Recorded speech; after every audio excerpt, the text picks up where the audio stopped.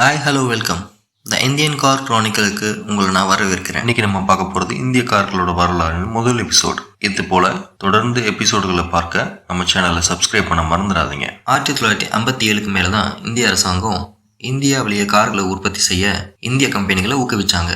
அதனால இறக்குமதி வரியை பல மடங்கு அதிகரித்தாங்க.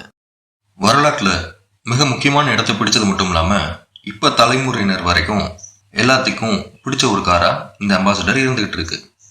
இந்த பத்தின முக்கியமான சிறப்பம்சங்களை நம்ம இந்த வீடியோவில் பார்க்கலாம். 1958 இந்துஸ்தான் மோட்டார்ஸ் நிறுவனத்தால் அறிமுகப்படுத்தப்பட்ட இந்த காரு இங்கிலாந்தின் மோரிஸ் ஆக்ஸ்போர்ட் மாடலை மையமாக கொண்டு உருவாக்கப்பட்டது. இப்போ இது இந்தியாவின் தேசிய காரன் கூட அழைக்கப்படுது.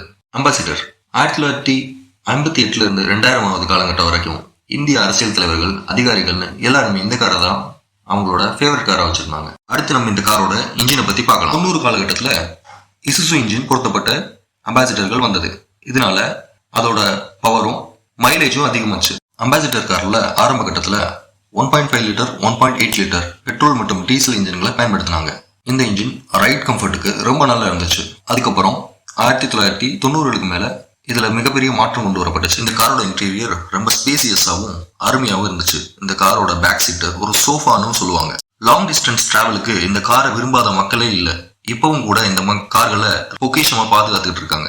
அம்பாசிடரோட பில்டு குவாலிட்டி சாலைகளே இல்லாத இந்த இந்திய சாலைகள்ல பாதுகாப்பாகவும் சொகுசாகவும் போறதுக்கு மக்களுக்கு ரொம்ப பயன்பட்டுச்சு.